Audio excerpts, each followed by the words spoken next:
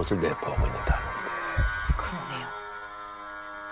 이번 사연은 제보자 박현진 씨의 사촌 오빠와 숙모께서 겪으신 일을 박현진 씨가 듣고 이제 제보를 해주셨는데요. 제가 지금부터 현지 씨 숙모님의 시점으로 실감나게 전달해드리겠습니다.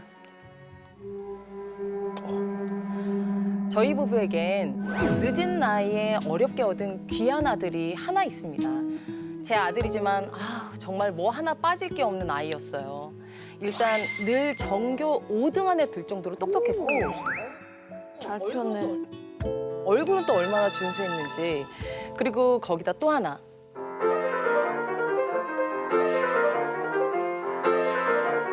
듣고 있으면 홀리급 같은 멋진 피아노 실력까지 갖춘 완벽하다. 정말, 완벽한 아들이었죠. 네.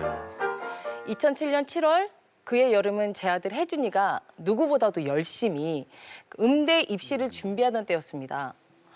그런데 그 중요한 시기에 혜준아, 너 손 어떻게 된 거야? 연습실 문에 끼었어. 별거 아니야.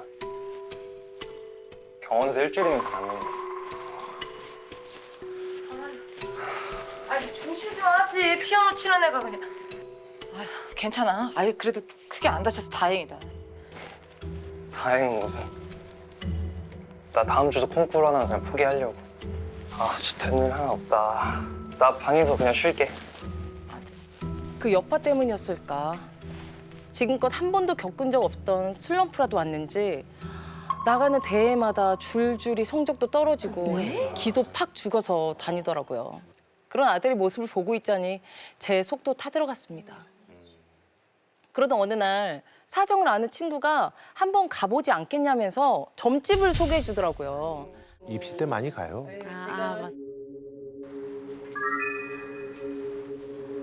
이쪽으로 오시겠습니다. 제가 문을 열고 들어섰는데 이 자식 사준 봐서 뭐해? 제가 채 앉기도 전에 다짜고짜 이렇게 말하는 거예요. 자식이 죽다니요? 아니 그게 무슨 말씀하시는 거예요? 얼마 전에 물가 갔다 왔지? 그 말에 저는 가족들끼리 근처 저수지로 드라이브를 다녀온 일이 생각이 났습니다. 예. 아니 근데 그걸 어떻게? 거기서 악기가 붙었어. 학교요? 보자.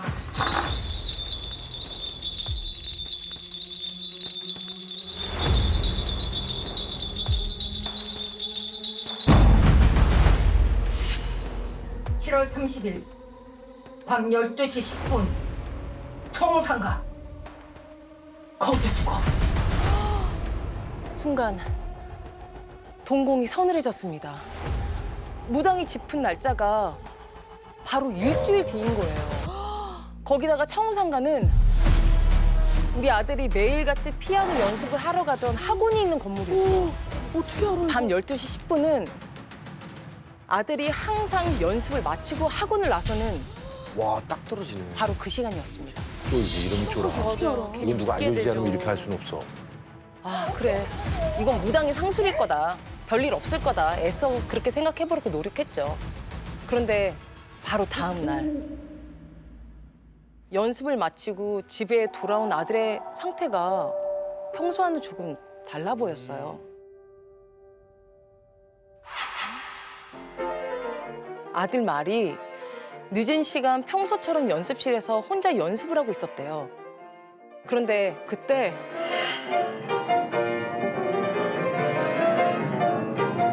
뭔가 좀 이상하더래요.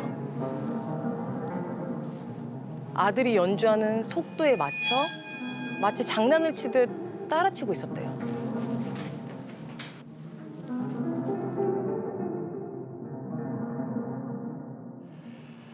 이상하다. 연습실에 나밖에 없었는데. 누가 장난이라도 치나 싶어서 복도로 나가봤더니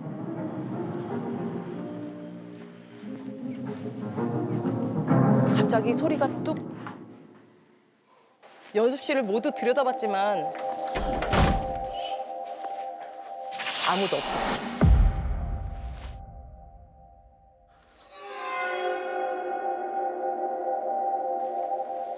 이상하다. 잘못 들었나 하고 다시 연습하려는데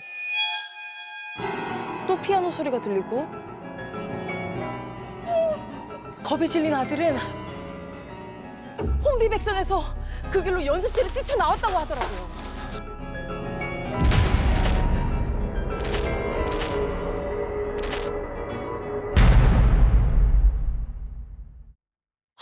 그런데 문제는 집에 오는 내내 그리고 지금 저와 얘기하는 순간에도 그 아름다운 선율이 귓가에 계속 맴돈다는 거예요. 아들, 그냥 며칠 쉬면 어때? 이참에 좀 푹 쉬고. 안 돼. 아 지금 이제 막 컨디션 돌아오고 있단 말이야. 흐름 끊겨 싫어. 너무도 단호한 아들의 뜻에 따라 일단은 평소처럼 일정을 소화하기로 했습니다. 대신 모든 일정에 제가 꼭 함께 하기로 하고요. 그래야지. 다음 날부터 저는 아들의 등하굣길과 피아노 레슨에 동행했습니다. 1시간쯤 흘렀을까?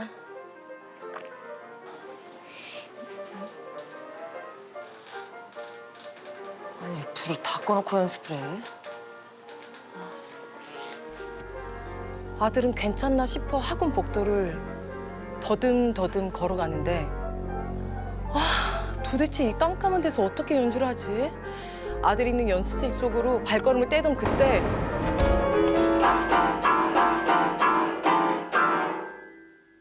아니야. 혜준아, 너 왜 그래? 어? 이거 아니야.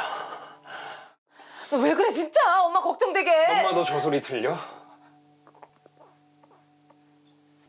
너무 아름답지 않아? 무슨 소리?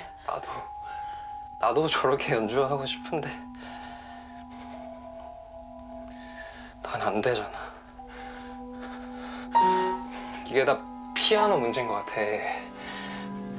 피아노 문제인 것 같아. 피아노 소리를 듣게 된 후 아들은 더욱더 그 학원에서 하는 연습에 매달리고 더욱더 집착하게 됐습니다. 이 방 저 방으로 오가며 미친 듯이 피아노를 치고 있었어요. 황기네 황기야. 확실히 이상해졌다. 제발 며칠만이라도 다른 곳에서 연습하자고 설득했지만 아들이 절대 안 된다고 끝까지 고집을 부리는 거예요. 거기서 그 연주 들으면서 연습해야 된다니까. 나 입시 망하면 엄마가 책임질 거야? 나 좀 제발 좀 내버려둬. 너 지금 상태를 봐. 아 그냥 집에 좀 있으라니까.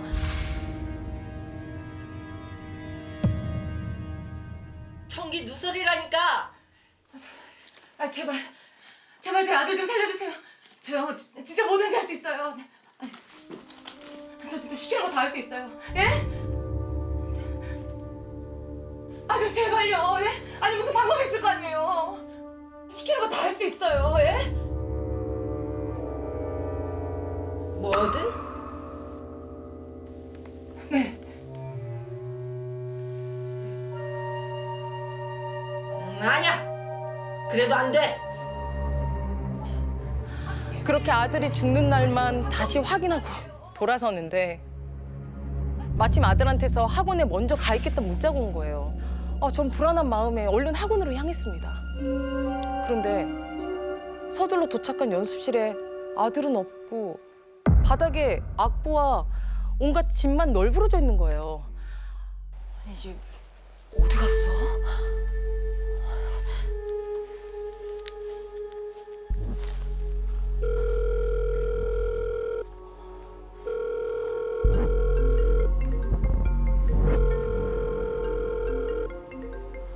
학원에 딸린 테라스 쪽에서 희미하게 벨소리가 들리는 거예요.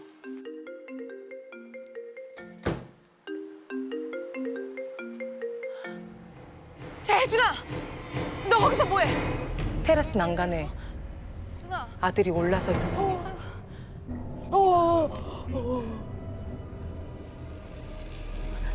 혜준아.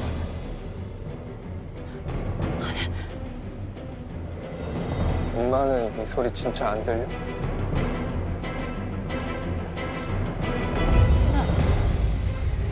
혜준아 일로 와. 그 순간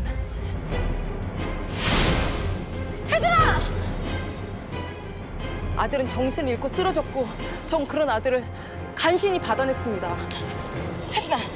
혜준아 정신 차려. 혜준아. 그런데 기절한 줄 알았던 아들이 번뜩 눈을 뜨더니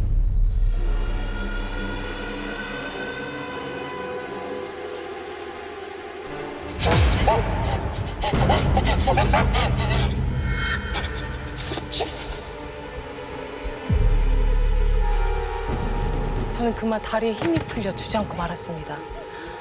그리고 그때 문자 메시지가 도착했어요. 거기엔 1억. 단 2글자만 적혀 있었습니다. 돈 다니면 너무 결국 전 아들을 살리기 위해 있는 돈 없는 돈 다 끌어모아 마련한 1억을 무당에게 가져갔습니다.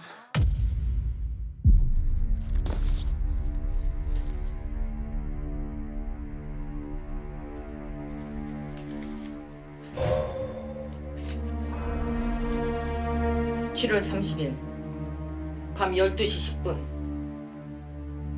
네 아들이 그 부적을 갖고 그 상가 계단에 서 있으면 웬 남자가 옆을 지나갈 거야. 그때 그 남자를 밀쳐야 돼. 계단에서 밀치라고요? 아들을 살리기 위해 다른 사람을 해코지해야 된다니 이래도 될까도 싶었지만 그땐 일단 그래 내 아들부터 살리자 이렇게 생각했습니다.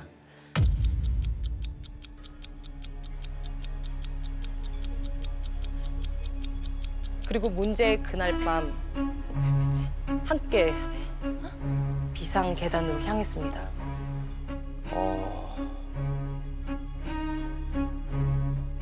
아들 할 수 있어? 너 해야 돼. 알았지? 해야 돼. 할 수 있어. 예정된 시간에 가까워질수록 입술이 바짝바짝 마르더라고요. 주희가 아주 고요하고 서늘했어요. 12시 8분, 12시 9분. 1분 남았어. 불안에 미칠 노릇이었어요. 아무도 지나갈 것 같지가 않더라고요.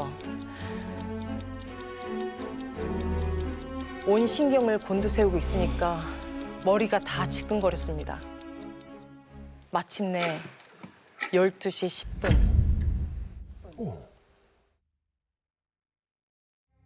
주변을 아무리 두리번대도 인기척 하나가 느껴지지 않는 거예요. 그 순간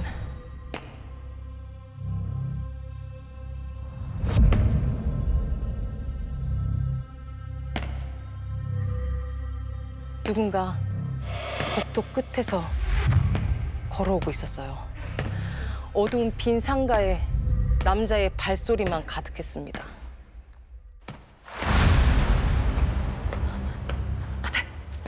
왔어. 해야 돼. 할 수 있어.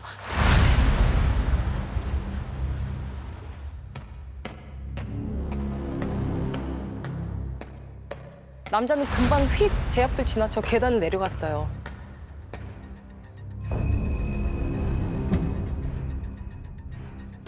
그리고 그의 뒷모습 너머로 잔뜩 겁이 질린 아들과 눈이 마주쳤습니다. 저는 다급한 마음에 눈빛과 손짓으로 아들을 재촉했어요.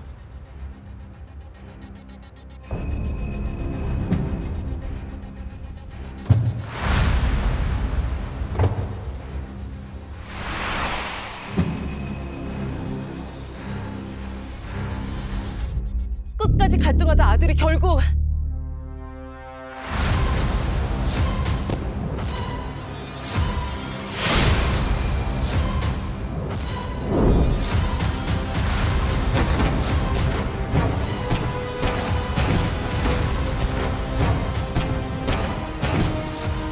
어떡해. 저 남자 많이 다쳤을까?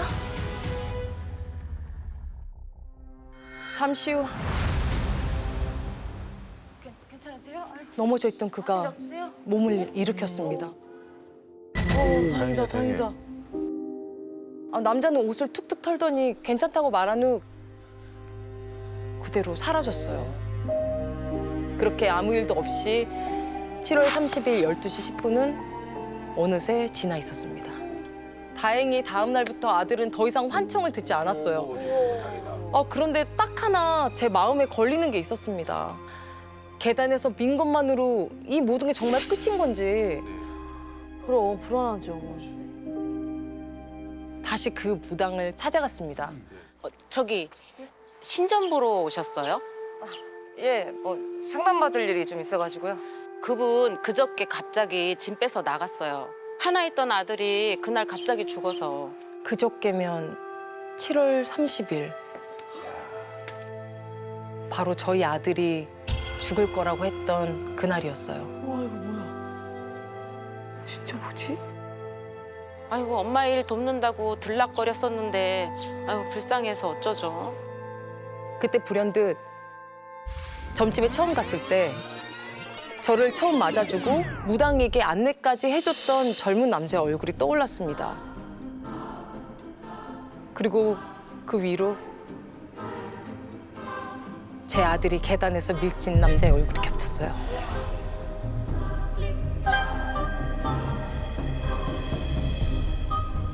그 아들이 돌연사를 했다더라. 돌연사해서 그 무당도 여기를 떴다. 이런 식으로 이제 동네에 소문이 난 걸 들으셨고 다른 뭐 스님인지 무당인지 모를 그 분한테 이야기를 하고 듣기로는 그분은 아들을 파한 거다. 너의 아들이랑 운명이 바뀐 거다. 이렇게 말씀을. 아, 말도 안 돼.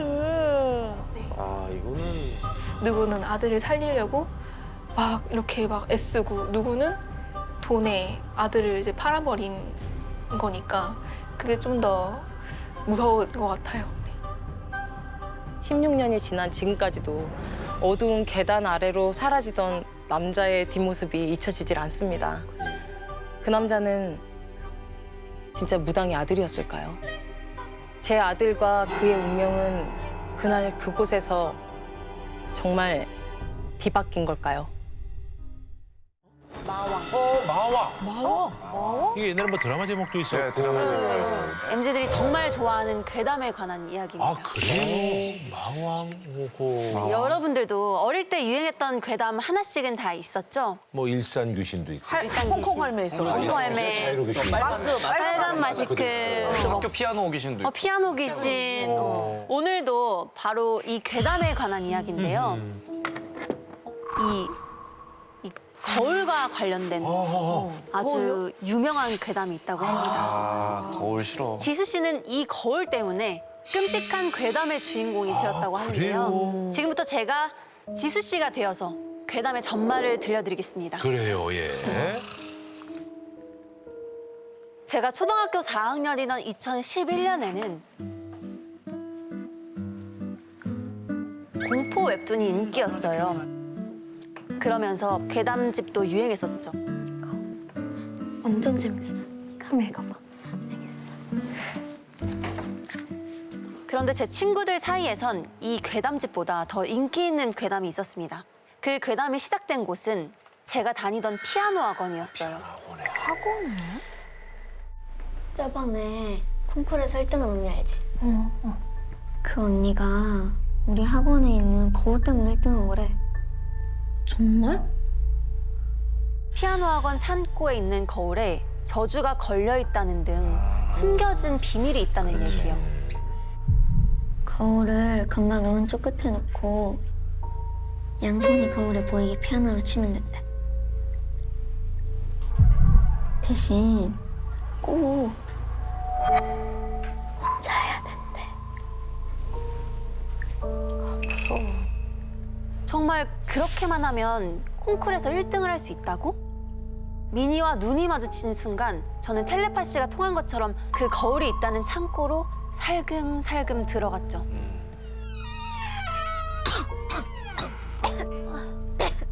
거울 어딨어?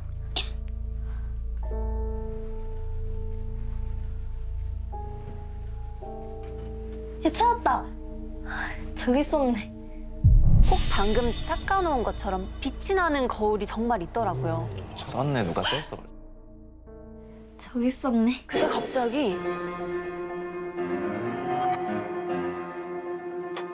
야, 저거 콩풀 1등한 그 언니일걸? 콩풀 때 저거 쳤댔어.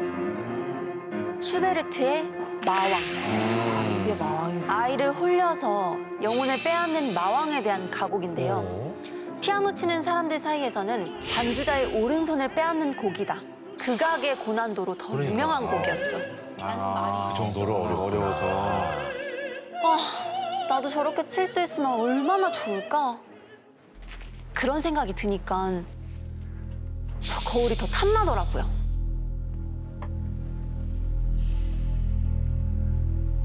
저희는 거울을 얼른 품에 안고 복도 맨 끝방으로 숨어들었어요. 불안하다.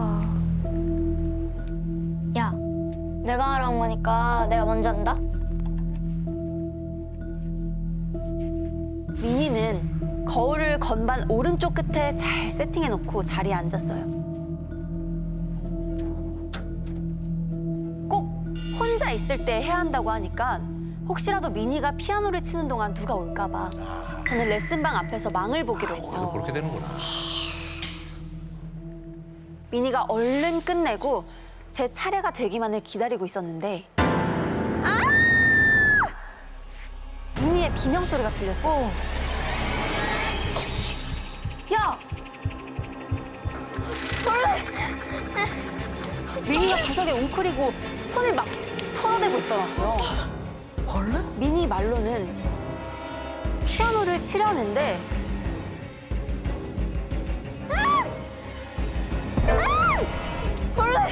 허연 구더기가 우글거리고 있다는 거예요. 아우, 구더기. 그런데 저는 오히려 미니가 이상해 보였어요. 그 어디에도 구더기는 없었거든요. 그치, 그 피아노 학원에 없지. 이거 혹시 그 거울 때문인 건가? 야, 난 더 이상 못하겠어. 야! 야, 어디 가? 미니는 레슨도 못 받겠다면서 바로 집으로 가버렸어요.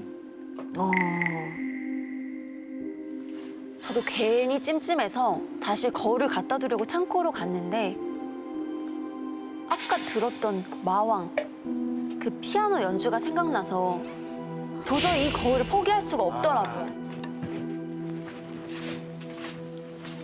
하지 마. 욕심나지, 욕심나. 그치.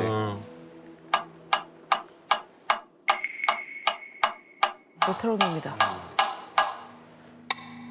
어디선가 들려오는 메트로놈 소리에 저는 홀린 듯이 피아노 앞에 앉았습니다. 건반 오른쪽에 둔 거울에 제 양손이 비치는 걸 확인하고 조심스럽게 건반 하나를 꾹 누르는 순간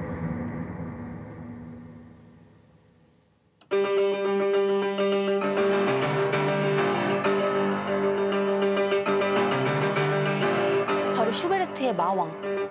그 음악이 제 손끝에서 너무나 완벽하게 오, 진짜로? 되는 거야? 오.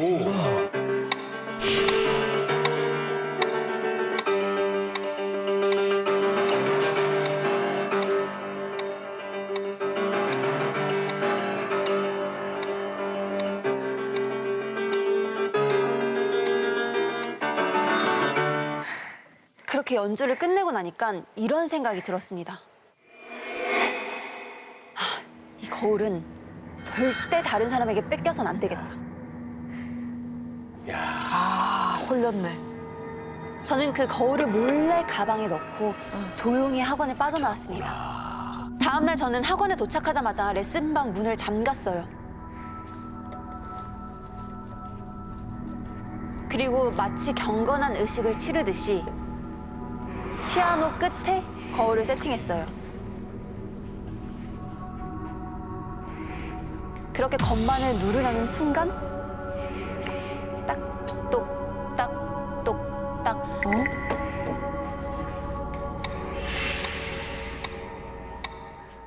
그 순간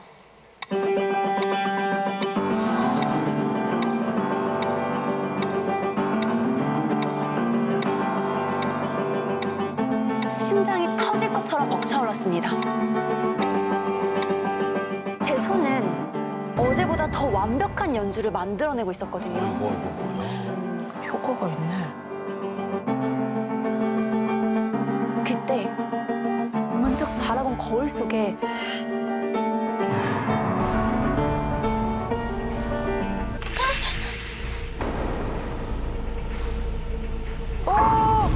누가 쳐주고 있는 거야? 그런데 다시 본 거울에는 그냥 건반만 있었죠. 오늘 잘못 봤나? 조심스럽게 다시 건반 위에 손을 올려놓고 그렇게 다시 건반을 누르는데 거울 속에 기다란 손 2개가 또다시 나타났어요. 저는 당장 일어나서 거울도 가방도 내버려두고 학원을 나와서 미친 듯이 집으로 뛰었어요.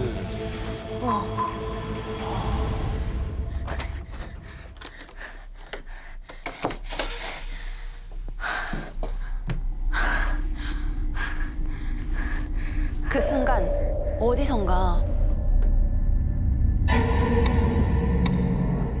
뭐지?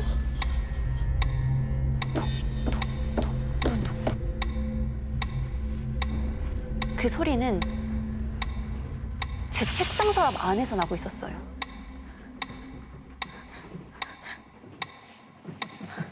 조심스럽게 서랍을 열었는데 거기에 그 거울이 들어있는 거예요. 아까 못 봤잖아. 그 순간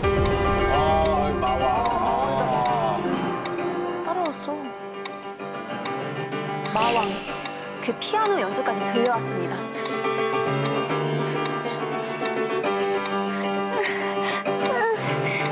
제발 그만. 그만. 그 소리가 금방이라도 저를 잡아먹을 듯이 덮치는 순간 전 그대로 옷장 안으로 뛰쳐들어가 숨었어요. 그 순간 아무 소리도 들리지 않았어요. 바짝 긴장해서 가만히 있다가 똑딱 똑딱 똑딱. 그 소리 주인이네. 그런데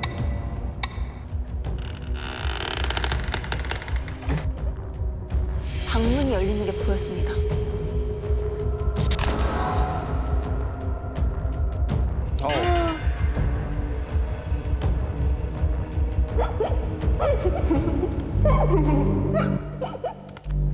교복을 입은 누군가가 옷장을 향해 다가왔어요.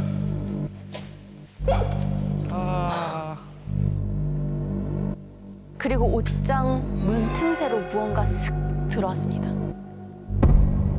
레슨방 거울 속에서 본 그 손톱이었어요.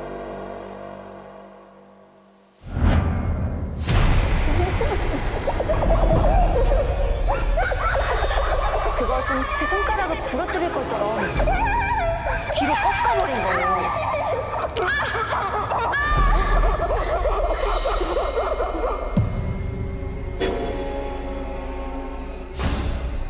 정신 좀 차려봐, 지수야.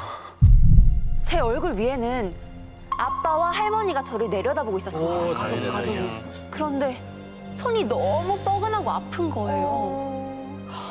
실제로 당했네.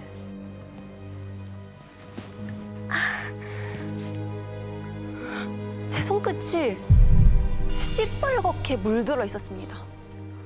그깟 것 보고도 놀랄 것이 어쩌자고 귀신집을 건드렸어?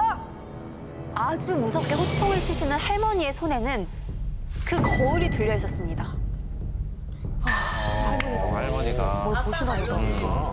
아빠 말로는 집에 오니까 제가 땀 범벅인 채로 옷장 앞에 누워 있었다는 거예요. 눈을 까디집고서 손가락을 부러뜨릴 것처럼 뒤로 꺾어대는 걸 보고 이게 보통 일이 아니다 싶어서 할머니한테 연락을 했다는 거죠. 저희 할머니는 무속인이시거든요. 제 손끝이 시뻘겋게 물든 것도 할머니가 비방을 위해서 봉숭아 물을 들여놓은 거라고 했어요. 지수야, 거울은 함부로 들이는 게 아니야. 사자들이 찾아다니는 귀신들이 숨기 딱 좋은 귀신집이라고. 할머니 말씀으로는 거울처럼 반사하는 성질을 갖고 있는 물건은 저승사자들에게 혼란을 주기 때문에 영혼이 사자의 눈을 피해 숨어있기도 한다는 거였죠. 거울이 할머니께서는 제가 이미 목숨이 위험할 수도 있다면서 3가지 신신당부를 하신 게 있었어요. 제 기가 많이 허해져 있으니까 저를 혼자 자게 두지 말라고 당부하셨고, 저한테는 꿈속에서 누가 뭘 물어도 절대 대답하지 말라고 하셨어요. 그러면서 아빠한테는 저 몰래 부적을 잘 숨겨두라고 하셨고, 제가 그 부적을 숨긴 장소를 절대 알면 안 된다고 당부하셨더라고요.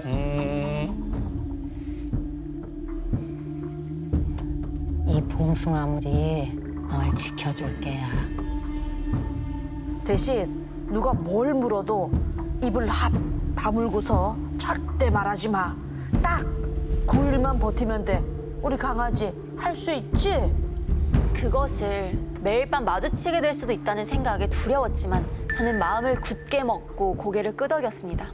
그런데 그 결심이 무색하게도 8일 동안 아무 일이 일어나지 않았어요. 그리고 드디어 9일째 되는 아침. 지수야, 일어나야지. 아침 먹자.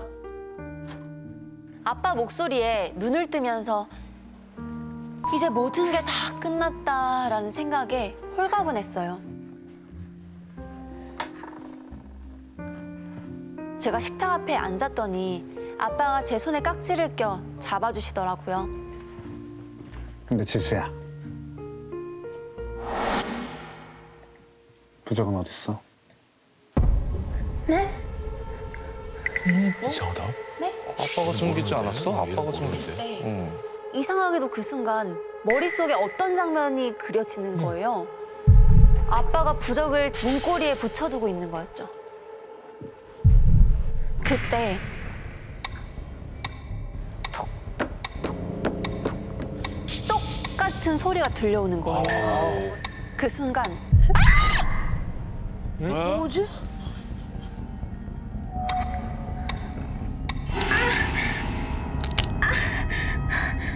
아빠 아닌가 봐. 부적은? 부적은? 부적은? 부적은? 부적은? 그 목소리에 저도 모르게 튀어나오려는 거예요.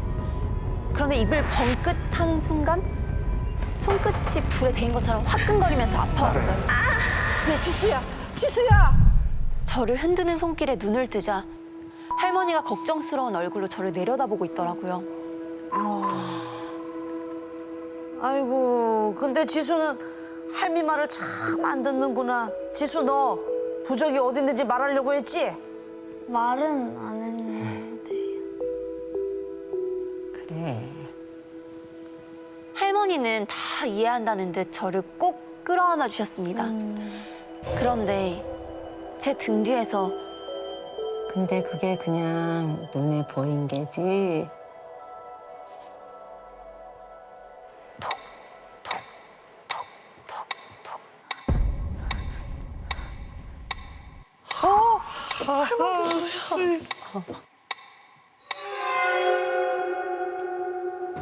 그래서 부적이 어디에 있든 부적 말이야. 부적이 어디에 있냐고. 계속하네. 저도 모르게 입술이 막 탈싹탈싹 하는 거예요. 그리고 손끝이 또다시 불에 달궈지는 느낌이었어요. 부적. 그 순간 누군가 제 손을 확 잡아당겼습니다. 눈앞에는 할머니가 있었어요. 이제 진짜 할머니인가? 다행히 봉숭아물이 효염이 있었나 보네. 저를 꼭 끌어안고 다독여 주셨어요. 이제 다 끝났어. 저는 그제서야 엉엉 울어버렸고 그렇게 제 인생에서 가장 두렵고 공포스러웠던 9일이 끝났습니다. 그리고 그 여자는 다시 나타나지 않았습니다. 저를 괴롭혔던 그 여자의 정체는 아직도 모릅니다. 어쩌면 그건 거울 속 귀신의 집에 숨어서 또 다른 누군가를 기다리고 있지 않을까요? 망자의 길. 망자의 길? 도깨비 뭐 이런 거 아니야 또? 자, 지금으로부터 20여 년 전 1999년 인천 계양구 박천동에 살았던 보민 씨는 제가 잘한. 피아노를 전공한 고3 수험생이었습니다.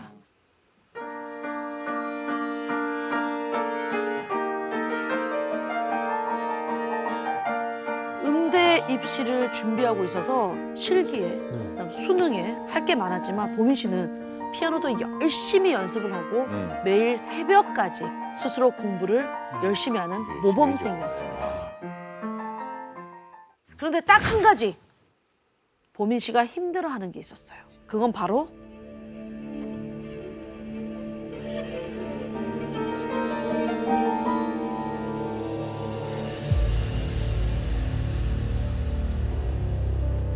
아버지. 왜? 8시인데 어디냐? 어두워지는데 당장 안 들어와! 옛날 아버지네, 옛날 아버지. 호통의 일상이 딱 그 시절의 그 아버지였습니다. 퇴근 시간인 8시에 보민 씨가 집에 없으면 그야말로 불호령이 떨어졌죠. 이뿐만이 아닙니다. 한 번은 이런 일이 있기도 했어요. 보민 씨가 새벽까지 이제 방에서 공부를 하고 있는데 꼭 뒤에 누군가가 있는 것 같은 설마. 이상한 기분이 드는 거예요. 그래서 뒤를 확 돌아봤더니 아버지가 언제 방에 들어오셨는지 뒤에서 보민 씨를 지켜보고 있는 거예요. 과인이다, 과인. 옛날에 감시하던 아버지들이 있었어, 어머니들도. 하루는 거실에서, 하루는 방에서 아버지는 수시로 새벽까지 공부하는 보민 씨를 지켜보기 시작하셨어요. 눈으로 봐야 되는 거야. 보민 씨 방 바로 앞이 주방, 부엌이었거든요. 나중에는 그 노란 그 부엌불을 밤새도록 이제 켜놓으시고 매일매일 보민 씨를 확인하셨죠. 숨 막혀. 제발 불 끄고 자려고 하면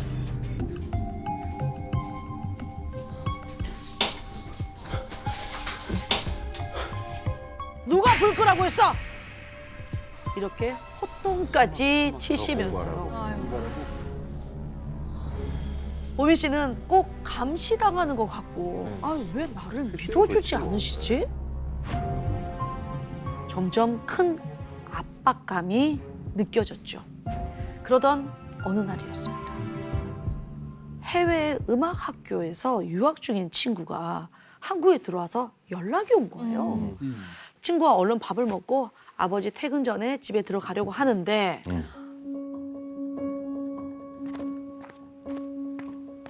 나 이번 콩쿨 진짜 중요하잖아. 근데 너무 불안해서 근처에 타로 좀 잘 보는 데 있다는데 나랑 같이 가주라. 타로? 보민 씨는 늦게 들어가면 아버지한테 혼날 거라는 생각이 먼저 들었지만 그래도 오랜만에 보는 친구의 부탁 이 거절할 수 있습니까? 가져야죠. 진짜지? 결국 타로 카페로 향했습니다. 그렇게 보민 씨와 친구는 부평의 한 타로 카페에 도착을 했고요. 친구와 함께 타로 마스터 앞에 앉아서 점을 보기 시작했어요. 저 이번 콩쿨 결과 어떻게 될까요? 자, 콩쿨러를 생각하면서 여기 카드 중에 3장을 뽑아주세요. 그러다가 보민 씨가 무심코 타로 마스터 그 뒤쪽을 봤는데 그 뒤쪽에 어떤 여자가 혼자 우두커니 앉아 있는 거예요. 다음 사람인가 보지. 평범한 얼굴의 그 여자는 정말 한치의 미동도 없이 정면만 바라보고 있었어요. 오, 무섭다.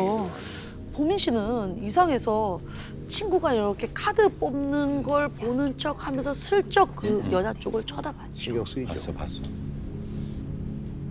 근데 그 순간 그 여자가 갑자기 고개를 휙 돌려서 보민 씨를 쳐다보는 거예요.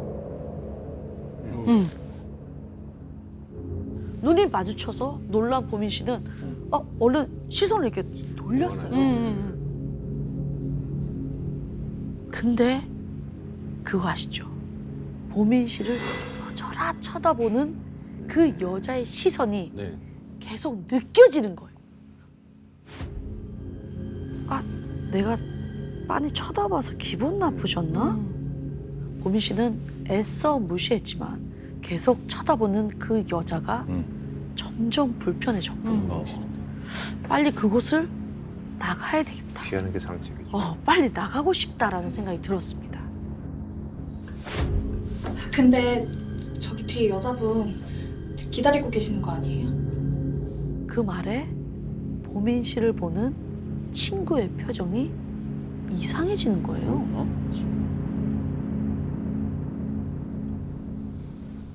무슨 소리야? 누가 있다 그래?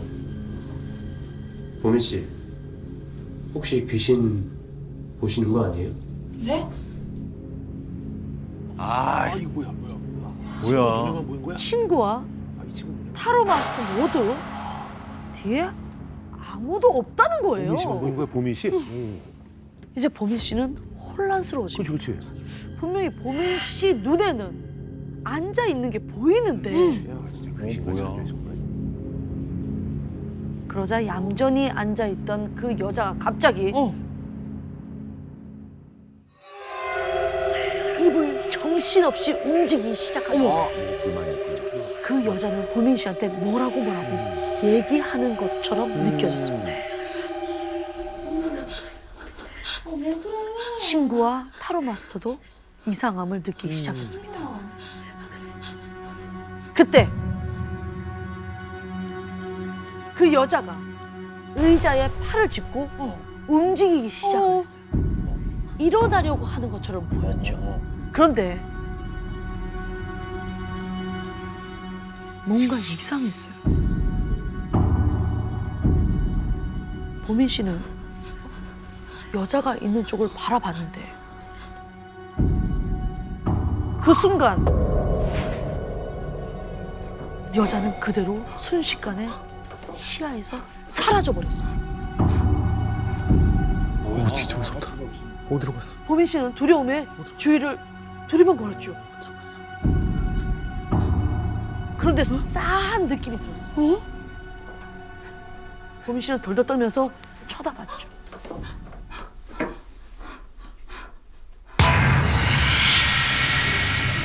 그 여자가 어느새 다가와서 보민 씨가 앉은 의자를 붙잡고 몸을 일으키고 있는 거예요. 그리고 보민 씨를 쳐다보면서 계속 입을 정신없이 움직였습니다.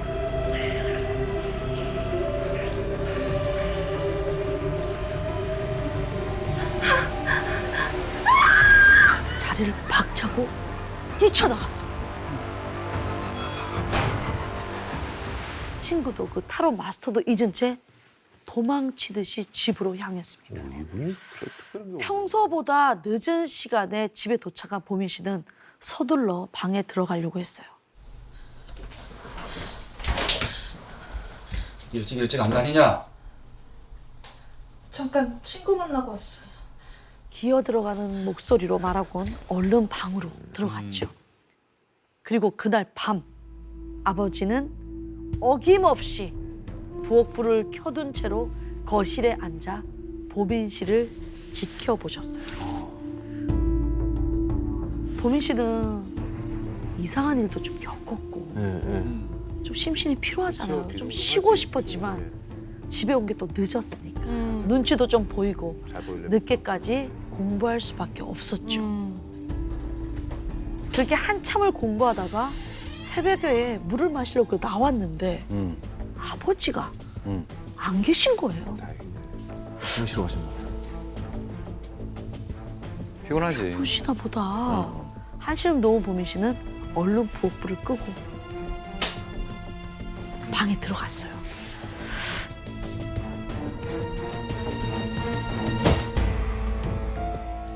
그리고 이제 자려고 침대에 이렇게 누웠는데 방 밖에서 이상한 소리가 들리는 거야. 아버지인가? 황급히 침대에서 일어나서 아버지가 나오신 것 같진 않아요. 그런데 그때 또 뭐야, 왜 그래? 소리가 들리는 거야. 뭐야? 뭐지?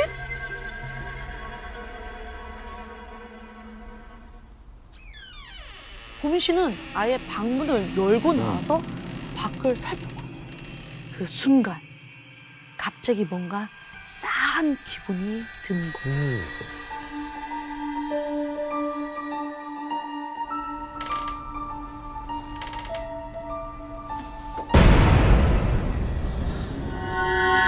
타로 카페에서 봤던 그 여자였고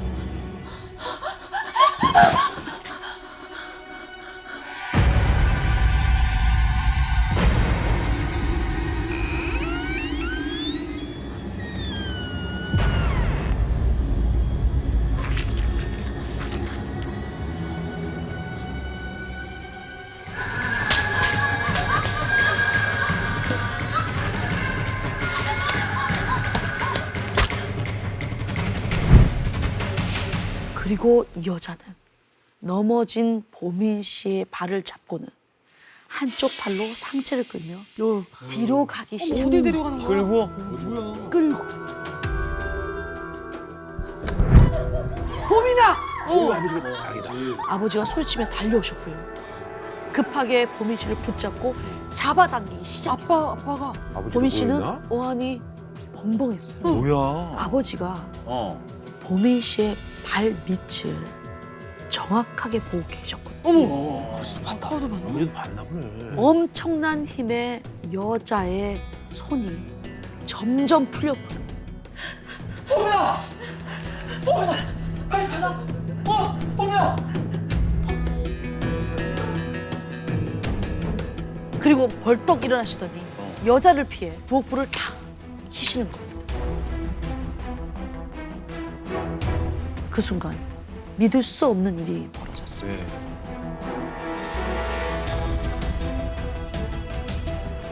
창문 밖으로 언뜻 여러 사람의 모습이 보였습니다. 그들은 그 여자를 둘러싸더니 팔을 잡고는 부엌 쪽 벽으로 끌고 가기 시작했어요. 없어. 여자는 괴성을 지르며 손으로 바닥을 짚고 버텼지만 그대로 쭉 끌려갔어요. 여자의 손톱이 바닥을 긁는 소리가 들렸고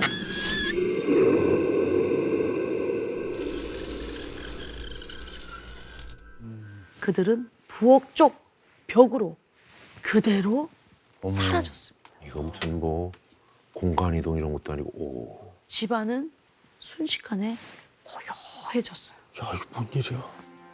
보민 씨 앞을 가로막고 계셨던 아버지는 거친 숨을 몰아쉬면서 보민 씨를 이리저리 확인을 하시더니 조심스레 침대에 앉으셨어요. 보민 씨는 그제야 울음이 터져 나왔습니다. 긴장이 풀렸구나. 그리고 타로 카페에서 있었던 일, 그곳에서 본 그 여자, 모든 이야기를 아버지께 다 털어놨죠. 보민 씨의 이야기를 가만히 들으시던 아버지는 그래, 나도 봤다. 너를 따라온 것 같아. 들어올 때부터 알았던 거야. 아 집안 이런 능력이 이렇게 말씀을 하시는 겁니다. 그리고 뒤이어서 해주신 말씀은 더욱 충격적이었습니다. 보민아, 아무래도 우리 집이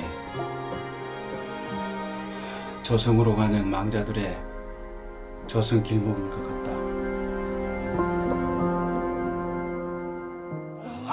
그 아까 막 잡아간 사람들이 그 저승사자였구만. 어떻게 그럴 수가 있지? 사실 아버지가 유독 몇 개월 전부터 보민 씨한테 더 엄해지셨거든요. 그게 딱 지금 사는 집으로 이사를 온 뒤부터였던 거예요. 아버지 말씀을 이제 들어보니까 이사 온 뒤로 밤만 되면 거실이 굉장히 소란스러웠다는 거예요. 그래서 아버지가 이렇게 나가보면 각기 다른 모습의 귀신들이 현관문으로 들어와서는 방문 앞을 서성거리면서 잠든 가족들을 지켜봤다는 거예요. 뭐야? 기억하시죠? 매일 밤 보민 씨를 지켜보던 아버지. 불 켜고. 그러니까 그동안 아버지는 새벽까지 공부하는 보민 씨를 감시한 게 아니라 지킨 거였나? 혹시나 그들이 해코지하진 않을까 보민 씨 곁을 지키셨던 거예요. 아버지가 또 이게 부성애가 또 아유. 그 여기서 끝이 아닙니다.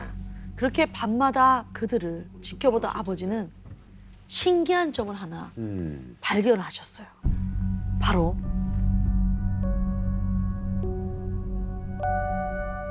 부엌불을 켜놓으면 그들이 얌전히 지나간다는 거예요. 그게 왜 그러지?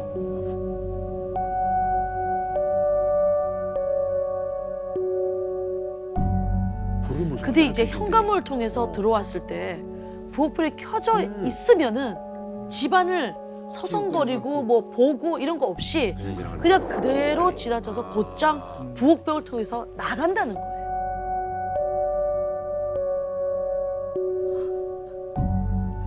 그럼 아까 그 여자를 끌고 간 것도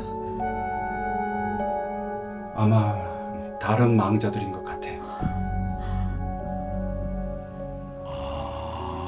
아버지 생각엔 그런 거죠.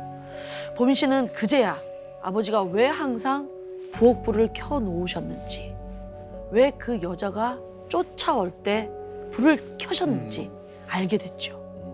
그리고 모든 사실을 말해준 아버지는 이 말을 덧붙이셨습니다. 보민아, 앞으로 살면서 이상한 걸 보거든 반드시 모른 척, 못 본 척 하거라. 응?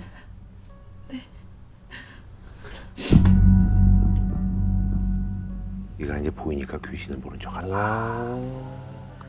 보민 씨네 집을 지나가던 망자들은 왜 그 여자를 끌고 갔을까요? 멀고 험한 저승길을 밝혀준 보민 씨 아버지에 대한 오답이었을까요? 식장상이면 식장상. 산 이름인가? 그렇습니다. 오늘 조금 신선한 사연을 가지고 그래요? 왔습니다. 네. 이번 사연은 대전에 있는 식장산에서 일어난 평행이론 괴담입니다. 특이하죠? 평행이론? 네. 서로 전혀 모르는 사이인 두 명의 제보자가 각각 심야 괴담에 사연을 보내왔는데 그 내용이 너무 비슷해서 제작진도 깜짝 놀랐다고 합니다. 네. 첫 번째 제보자 인터뷰 먼저 들어보겠습니다. 그런 괴담이 많잖아요. 내비게이션이 뭐 그래 어디로 우리 이거 안내 많았잖아. 해가지고. 살목지도 그렇고. 안 믿었어요. 왜냐면 위성에서 이렇게 해가지고 다 해주는데 그게 말도 안 된다 생각을 하고, 근데 그걸 실제로 겪으니까, 그리고 다시 썼을 때도 내가 직접 겪었는데도 거짓말 같아요. 아, 이상하고 아는 길이 아니라면 그냥 그 길은 가지 않는 게 맞는 것 같아요. 그래요? 자, 그러면 시작을 해보겠습니다. 네. 가수라는 원대한 꿈을 품고 무작정 서울에 올라온 지도 어느덧 3년. 다시 사랑하게 돌아와.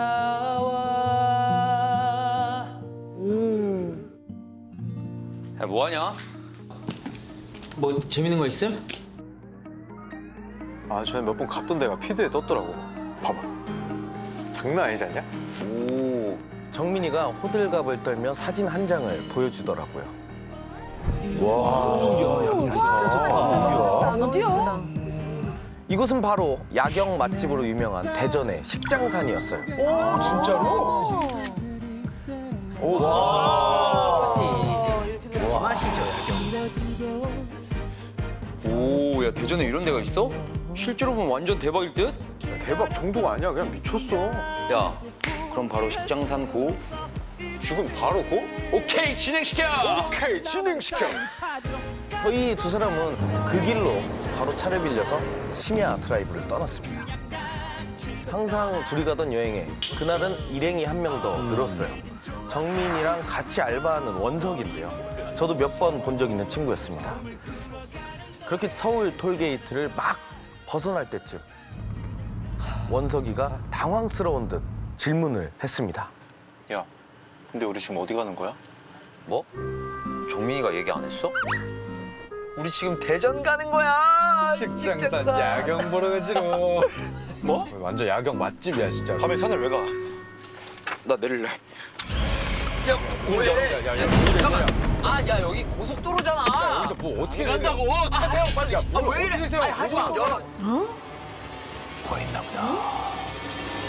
흥분한 녀석을 겨우겨우 말린 다음 야, 우리 이왕 이렇게 온 김에 그냥 야경만 보고 오자. 알겠지? 야경. 그러자 원석이가 알 수 없는 말을 하더라고요. 그래, 너희들은 좋겠다. 아무것도 안 보여서.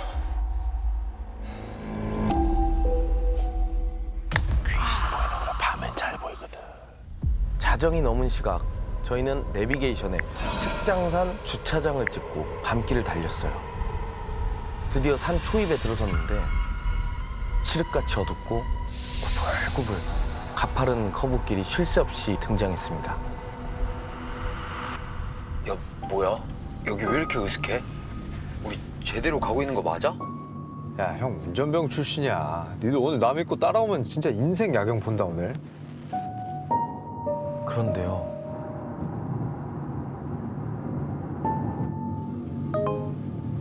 앞 우회전입니다.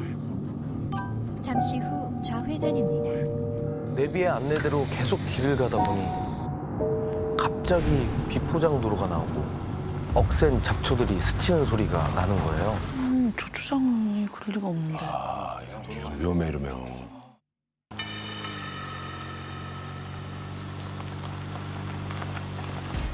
이게 뭐야? 야, 제대로 가는 거 맞아?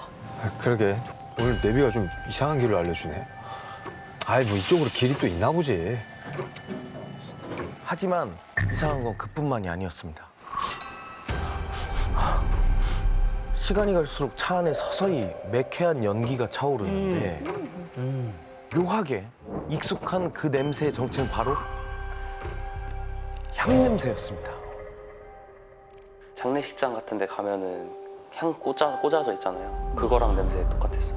근데 향 냄새가 차 안에서 날 리가 없는데. 무섭다. 근데 그게 이제 저만 맡은 것도 아니고 다 동시에 그런 똑같은 얘기를 하니까 좀 많이 소름 돋았었죠.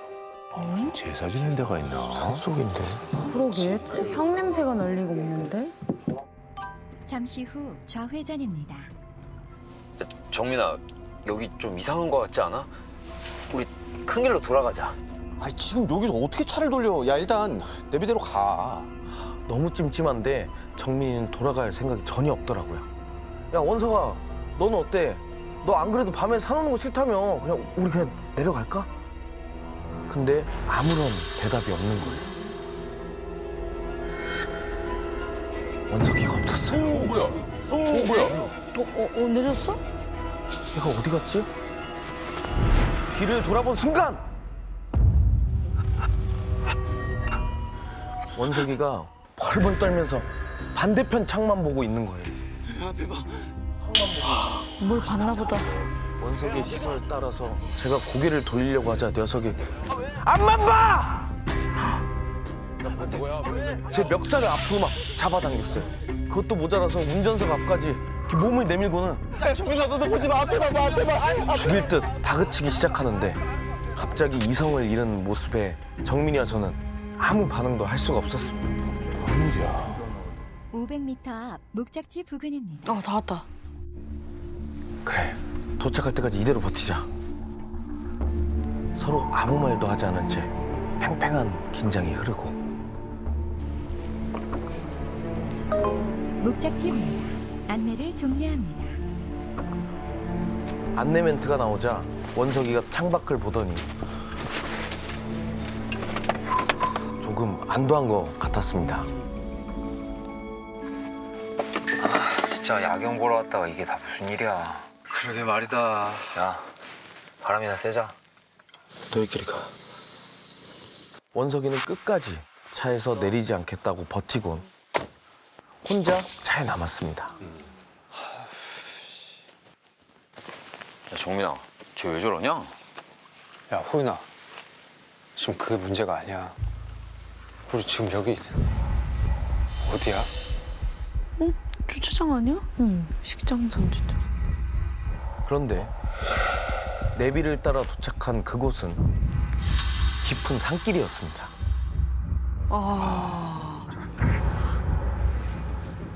게다가 한쪽에 출입 금지라고 쓰인 표지판 너머로 건물이 하나 보였는데 오래된 절이었어요. 절이었어. 사람도 안 다니는 숲길 같은데 왠지 모르게 쎄한 거예요. 정민아, 여기 좀 이상하다. 빨리 내려가자. 하지만 정민이는 홀린 듯이 절 쪽으로 걸어갔습니다. 그리곤 야, 이거 향 냄새 아니야? 향? 그러고 보니 정말 아까 차에서 나던 것과 똑같은 냄새가 절 안에서 흘러나오고 있었습니다. 아, 그래서 향냄새가 나구나. 저는 더욱더 불길함을 느끼고 그만 가자고 정민이를 재촉했어요. 그런데 그 순간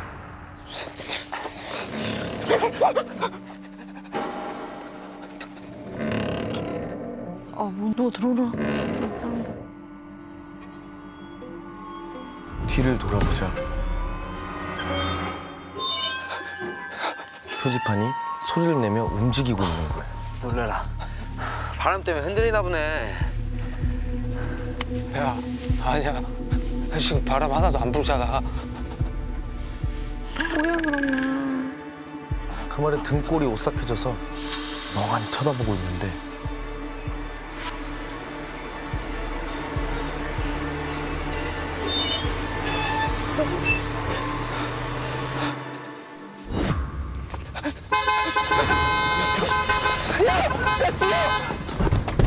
뛰라고! 원석이가 다급하게 소리를 치는 거예요. 저희는 무작정 차를 향해 달렸습니다. 그 순간 제 등 뒤를 바짝 쫓아오는 무언가. 뭔데?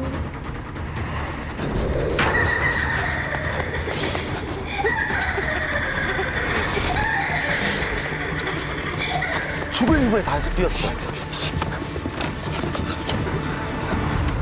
빨리 가야 돼, 빨리! 빨리 가!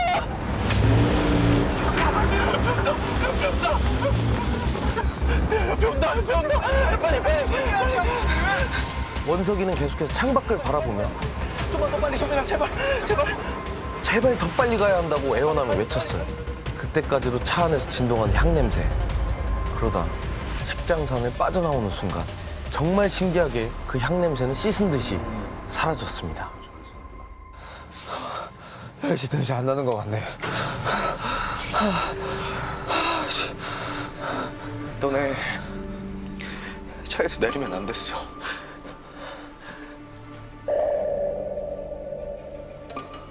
내비를 따라 길을 잘못 들었을 때 차 안에서 향냄새가 나기 시작했던 바로 그때부터 향냄새 아니냐?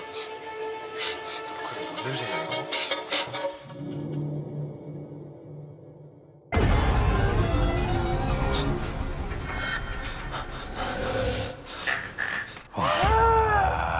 귀신에서 난 냄새 이게. 근데 그 빠른 자동차 속도를 쫓아오는데 몸에 흔들림이 없이 이렇게 계속 쫓아온 거예요. 아예 붙어 있는 것처럼. 그래서 너 밤에 산에 가는 거 싫다며. 우리 돌아갈래? 눈이 마주쳤다간 홀릴 것만 같아 저희한테 앞만 보라고 소리쳤던 거라고 합니다. 야, 진짜 야, 앉아. 야, 알았으니까. 아. 그래서 그랬구나. 그러다 차가 멈췄을 때 그러게 말이다. 일단 바람 좀 쐬자. 여자가 절쪽으로 가다 내리자. 사라져서 안심했는데 아까 그 출입 금지 움직였잖아요. 아 바람 때문에 흔들리나 보네. 그 표지판 위에 서서 아니야. 지금 바람 하나도 안 불잖아. 저와 정민이를 내려다보고 있었다는 겁니다. 그것이 근처까지 와서 저희를 막 만지려고 하는 걸 보고 야 뛰어! 소리를 쳤던 거예요. 아, 그래서 크락션으로. 저와 정민이가 차 안으로 무사히 들어오자 너는 나 보이는구나.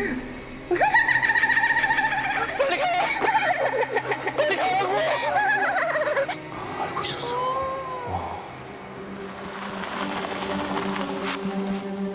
알고 있다고 최대한이라고 지금. 저희가 산을 벗어날 때까지 집요하게 원석이만 노려봤다고 했습니다.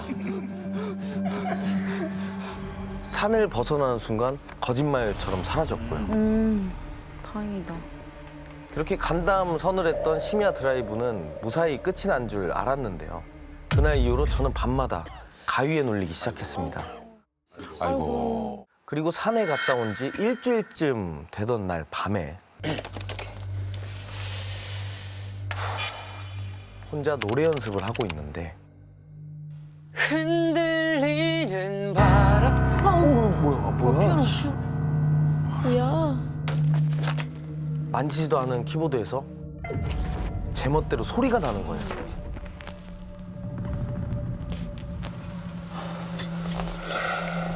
뭐야? 에이 설마 잘못 들은 거겠지. 다시 정신을 다잡고 녹음을 시작했어요. 흔들리는 아무도 예전의 나를. 그리고 녹음된 파일을 확인한 저는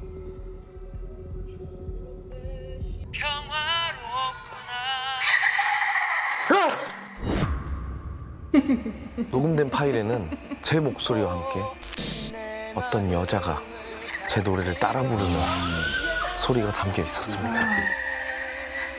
진짜 소름이다. 그건 혹시 식장산에서 저를 쫓아왔던 여자였던 걸까요? 그 후로도 반년 가까이 저에겐 설명할 수 없는 기이한 일들이 계속해서 일어났어요. 맞나 보네. 그리고 이 사연을 제보하면서 더욱더 소름 돋는 사실을 알게 됐습니다. 왜죠? 식장산에서 저희보다 먼저 그 여자 귀신을 만난 사람들이 있다는 거죠. 그 자리에 계속 머물러 있구나. 식장산 평행괴담. 그 두 번째 사연은 제가 소개를 해드리도록 하겠습니다. 일단 우리 곽범 씨가 소개해 주셨던 호윤 씨 일행이 심야 드라이브를 떠나기 2년 전 식장산을 찾은 또 다른 새 친구가 있었습니다. 새 친구를 좋아하나? 그 중에 한 분을 직접 만나서 식장산에 같이 올라가 봤습니다. 정말? 야, 이거 좋다. 산세가 너무 좋네. 이 길인가 보네요. 음산한 느낌이 좀 있네요. 근데 그때 너무 막 소름 끼쳐가지고 그거는 다 기억이 나거든요. 근데 지금 막 얘기해도 털 막 이렇게 쭈뼛쭈뼛 쓰고 그래. 올라가면 다 보이거든요, 대전이. 식장산 좋네. 너무 좋다. 대전이 한눈에 보이네요. 야, 여기 진짜 뷰가 진짜 멋있네. 전망대에서 야경을 보고 산을 내려간 지 한 5분 정도 됐으려나? 데려와줘서 고맙다. 야, 내가 사진 보낼게. 땡큐 땡큐. 아, 근데 안개가 왜 이렇게 짙냐? 이거만 없었으면 퍼펙트인데 완전. 근데 이거 잘 안 보인다. 사진 진짜 잘 나왔다. 그치, 잘 찍었지? 잠시 후 좌회전입니다. 웃겨. 뭐 별 생각 없이 안내를 따라서 차를 왼쪽으로 돌렸는데 야, 아니 우리 직진하면 되는데 왜 좌회전으로 들어온 거야? 뭔 소리야? 아까 내비가 좌회전하라고 했잖아. 맞아. 올라온 대로 내려가면 되는 거 아니야? 또 내비가 시작된 것 같아요. 친구들 말에 내비가 잘못 알려준 건가 싶어서 다시 차를 돌려서 나가기로 했죠.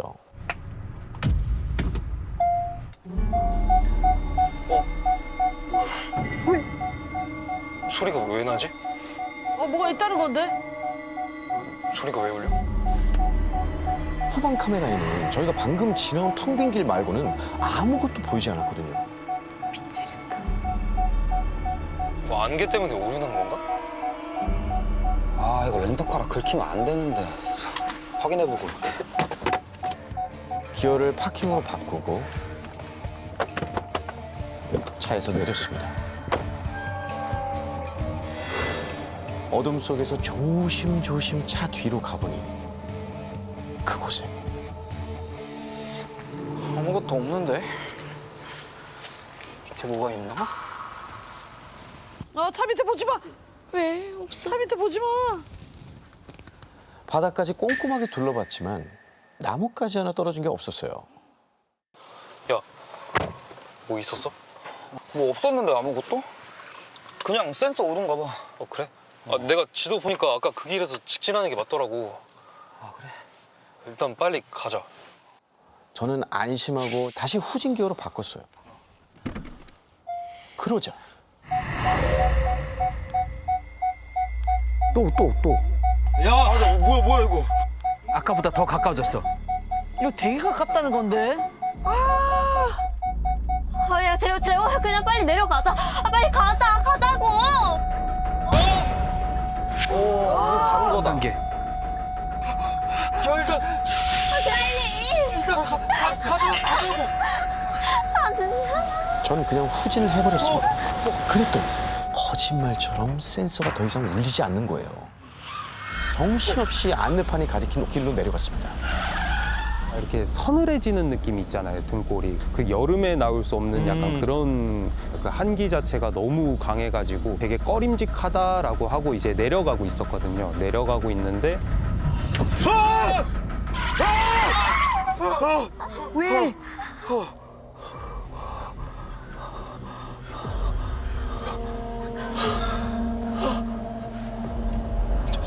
저기 하얀색 움직였던 거 뭐야? 맞지? 너는 대체 왜 그래? 뭐가 보인다는 거야? 민수와 달리 혜연이는 아무것도 못 봤다고 했어요. 다시 확인하기 위해서.